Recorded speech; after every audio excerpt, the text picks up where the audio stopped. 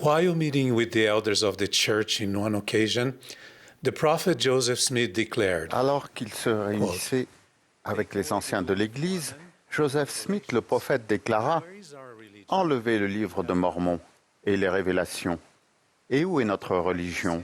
Nous n'en avons pas. » Mes chers frères et sœurs, après la première vision, l'avènement miraculeux de l'apparition du livre de Mormon est le deuxième jalon fondamental du déroulement du rétablissement de l'évangile de Jésus-Christ dans cette dispensation.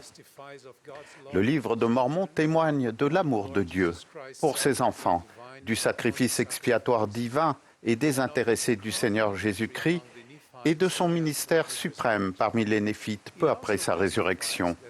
Il témoigne également que le reste de la maison d'Israël ne doit plus faire qu'un, grâce à l'œuvre du Seigneur dans les derniers jours, et qu'il ne sera pas rejeté à jamais. En étudiant la parution de ce livre saint d'Écriture en ces derniers jours, nous prenons conscience que l'entreprise entière était miraculeuse. De Joseph recevant les plaques d'or des mains d'un saint ange, à leur traduction par le don et le pouvoir de Dieu, jusqu'à leur préservation et leur publication par la main du Seigneur. L'apparition du livre de Mormon commença bien avant que Joseph Smith ne reçoive les plaques d'or des mains de l'ange Moroni. Des prophètes d'autrefois prophétisèrent l'avènement de ce livre sacré à notre époque. Ésaïe parla d'un livre scellé et dit que lorsqu'il paraîtrait, les gens se querelleraient au sujet de la parole de Dieu. Cette situation fournirait le contexte dans lequel Dieu pourra accomplir des prodiges et des miracles, faisant périr la sagesse de ses sages et disparaître l'intelligence de ces hommes intelligents, alors que les humbles se réjouiraient de plus en plus en l'Éternel et que les pauvres feraient du Saint d'Israël le sujet de leur allégresse. Ézéchiel parla du bois de Juda, la Bible, et du bois d'Éphraïm, le livre de Mormon, réunis pour ne former qu'un tout. Ézéchiel, dans l'Ancien Testament, et Élie, dans le livre de Mormon, indiquent qu'ils se rejoindront pour confondre les fausses doctrines, faire régner la paix et nous faire parvenir à la connaissance des alliances. Dans la soirée du 21 septembre 1823, 3 ans et demi après la première vision, suite à ses prières sincères, Joseph reçut la visite de l'ange Moroni, dernier prophète des Néphites dans l'Amérique ancienne, 3 fois. Au cours de ces visites, qui durèrent toute la nuit, Moroni dit à Joseph que Dieu avait une œuvre merveilleuse à lui faire accomplir, la traduction et la publication au monde des paroles inspirées d'anciens prophètes qui vécurent dans l'Amérique ancienne. Le lendemain, Joseph se rendit en un lieu non loin de chez lui, où, à la fin de sa vie, Moroni avait enterré les plaques des siècles auparavant. Là, Moroni apparut de nouveau à Joseph et lui commanda de se préparer en vue du jour où il recevrait les plaques. Au fil des 4 années suivantes, tous les 22 septembre, Moroni lui donna des instructions supplémentaires relatives à la manière dont le royaume du Seigneur devrait être gouverné dans les derniers jours. La préparation de Joseph comprenait également des visites d'envoyés du Seigneur qui révélèrent la majesté et la gloire des événements qui se dérouleraient dans cette dispensation. Son mariage à Emmaël en 1827 faisait partie de cette préparation. Elle joua un rôle important en aidant le prophète tout au long de sa vie et de son ministère. En fait, en septembre 1827, Emma accompagna Joseph à la colline et l'attendit, alors que l'ange Moroni remettait les plaques entre les mains de Joseph. Joseph reçut la promesse que les plaques seraient protégées s'il déployait tous ses efforts pour en assurer la sécurité jusqu'à ce qu'elles soient restituées à Moroni. Mes chers compagnons dans l'Évangile, la plupart des découvertes actuelles de vestiges du passé se produisent pendant une fouille archéologique ou même par accident, pendant un projet de construction. Joseph Smith, par contre, a été dirigé vers les plaques par un ange. Et c'est un miracle en soi. Le processus de traduction du livre de Mormon est également un miracle. Ces anciennes annales sacrées n'ont pas été traduites de la manière traditionnelle, selon laquelle les savants traduisent des textes antiques en apprenant une langue morte. Nous ne devrions pas considérer le processus comme une traduction provenant de quelqu'un ayant une connaissance des langues, mais plutôt comme une révélation à l'aide d'instruments bien réels fournis par le Seigneur. Joseph déclara « Par le pouvoir de Dieu, j'ai traduit le livre de Mormon à partir de hiéroglyphes dont la connaissance était perdue pour le monde. Dans cet événement merveilleux, j'ai été seul, moi, jeune homme sans instruction, pour affronter la sagesse du monde et l'ignorance accrue de 18 siècles avec une nouvelle révélation. L'aide du Seigneur dans la traduction des plaques est également évidente lorsque l'on considère le délai miraculeusement court dans lequel Joseph l'a réalisé. Ses secrétaires témoignèrent du pouvoir de Dieu qui se manifesta pendant le travail de traduction du livre de Mormon. Un jour, Oliver Cowdery dit « Ce furent là des jours inoubliables.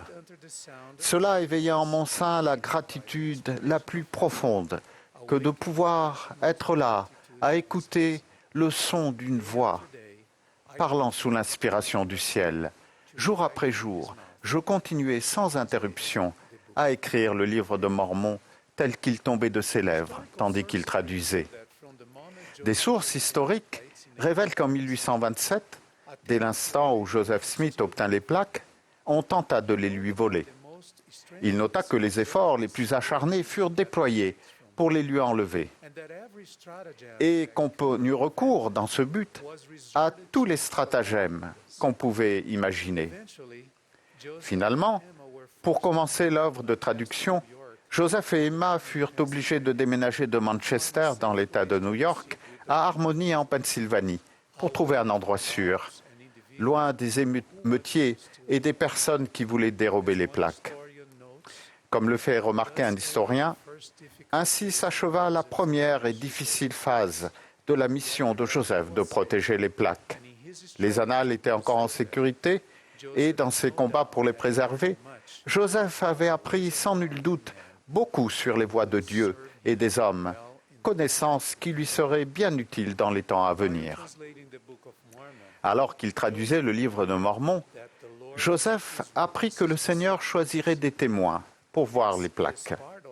C'est une partie de ce que le Seigneur lui-même a établi quand il a dit « Toute affaire se réglera sur la déclaration de 2 ou de 3 témoins. » Oliver Cowdery, David Whitmer et Martin Harris furent parmi les premiers compagnons de Joseph dans l'établissement de l'œuvre merveilleuse de Dieu dans cette dispensation et furent les 3 premiers témoins appelés à rendre un témoignage spécial du livre de Mormon au monde.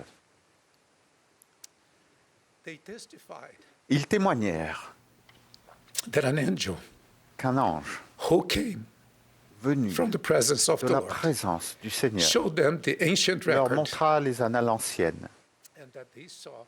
et qu'ils virent les caractères gravés sur les They plaques. also testified Ils témoignèrent également qu'ils entendirent la voix de Dieu venant des cieux, déclarer que la traduction avait été faite par le don et le pouvoir de Dieu. they were commanded to Ils reçurent ensuite le commandement d'en témoigner au monde entier.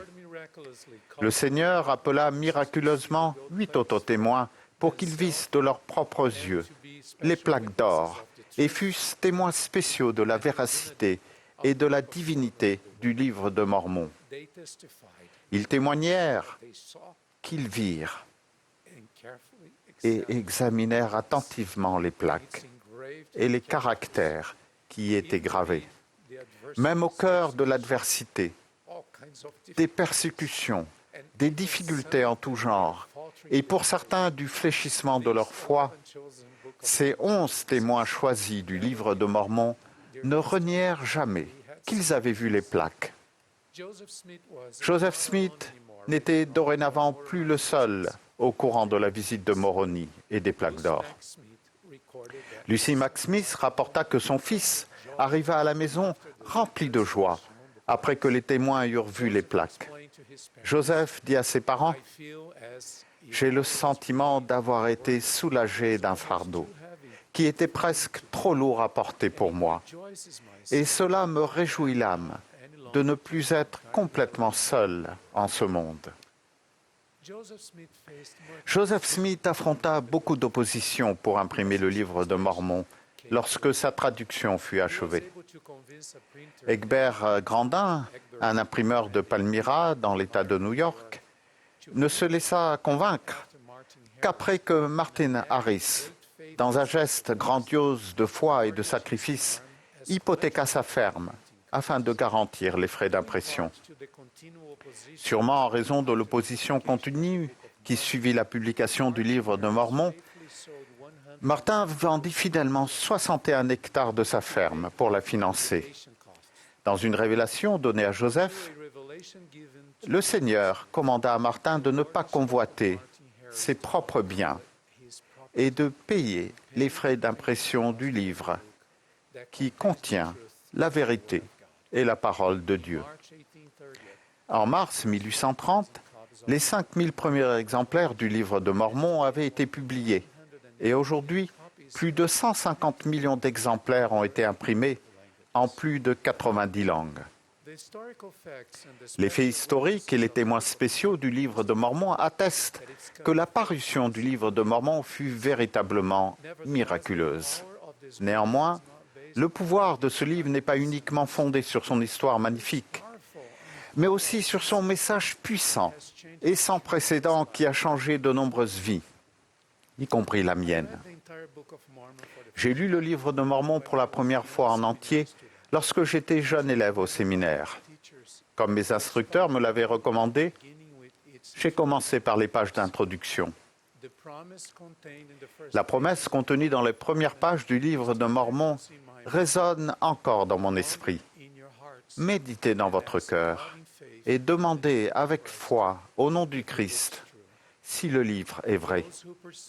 Ceux qui agiront de cette façon obtiendront, par le pouvoir du Saint-Esprit, le témoignage de sa véracité et de sa divinité. Dans un esprit de prière et avec cette promesse en tête, j'étais sincèrement désireux d'en savoir davantage sur la véracité de ce livre. J'ai donc étudié le livre de Mormon petit à petit, tout en suivant les leçons hebdomadaires du séminaire. Je m'en souviens comme si c'était hier, ce sentiment de chaleur qui a progressivement rempli mon âme et mon cœur, qui a éclairé mon intelligence et m'est devenu de plus en plus délicieux. Il était tel qu'Alma l'avait enseigné à son peuple lorsqu'il prêchait la parole de Dieu.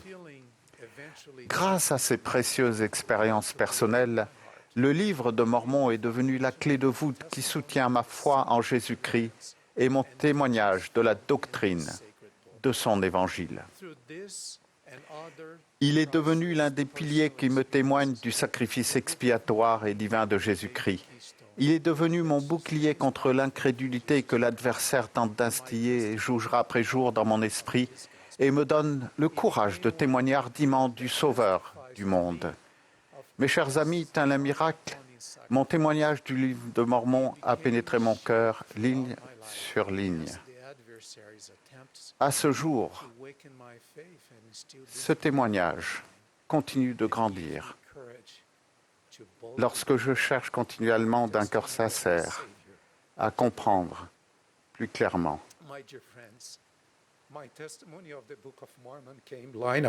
La parole de Dieu. To this day, this testimony continues to grow as I continuously search with a sincere heart. Recueil d'écriture. J'invite toutes les personnes qui entendent ma voix aujourd'hui à prendre part dans leur vie à l'avènement merveilleux du livre de Mormon. Je vous promets qu'en étudiant continuellement ces paroles À l'aide de la prière, vous bénéficierez de ces promesses et de ces riches bénédictions tout au long de votre vie. Je réaffirme une fois de plus la promesse qui retentit à travers ces pages, que si vous demandez à Dieu, le Père éternel, au nom du Christ, si ces choses ne sont pas vraies, et si vous demandez d'un cœur sincère, avec une intention réelle, ayant foi au Christ, il vous en manifestera avec miséricorde la vérité par le pouvoir du Saint-Esprit. Je vous assure qu'il vous répondra de manière très personnelle, tout comme il l'a fait pour moi et pour beaucoup d'autres personnes à travers le monde. Votre expérience sera tout aussi glorieuse et sacrée pour vous que ne le furent celles de Joseph Smith et des premiers témoins, ou de toutes les personnes qui ont cherché à obtenir le témoignage de la véracité et de l'intégrité de ce livre sacré. Je témoigne que le livre de Mormon est la parole de Dieu. Je témoigne que ce livre sacré expose la doctrine de l'Évangile, décrit le plan du salut et dit aux hommes ce qu'ils doivent faire pour obtenir la paix dans cette vie et le salut éternel dans la vie à venir. Je témoigne qu'il est l'instrument de Dieu pour rassembler Israël de nos jours et pour aider les personnes à connaître son Fils, Jésus-Christ. Je témoigne que Dieu vit et qu'il nous aime et que son Fils, Jésus-Christ, est le Sauveur du monde et la pierre principale de l'angle de notre religion. Je dis ces choses au nom sacré de notre Rédempteur, notre Maître et notre Seigneur, à savoir Jésus-Christ. Amen.